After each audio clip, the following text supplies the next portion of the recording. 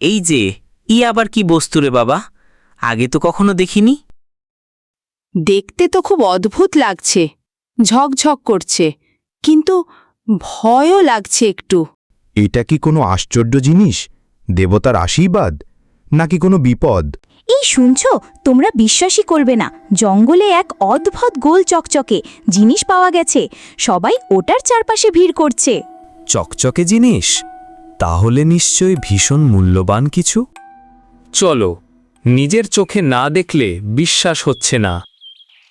তিন বন্ধু যখন সেখানে পৌঁছল,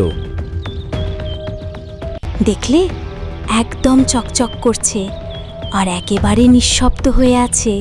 এত অদ্ভুত জিনিস আমাদেরই রাখা উচিত। কে জানে, হয়তো ভাগ্য বদলে যাবে। হ্যাঁ, কিন্তু সাবধানে, কেউ যেন টেরে না পায়। আরে, এটা তো ভেঙে যাচ্ছে, ভেতরে কিছু আছে। অবশেষে ফাটল পুরোটা ছড়িয়ে পড়ল।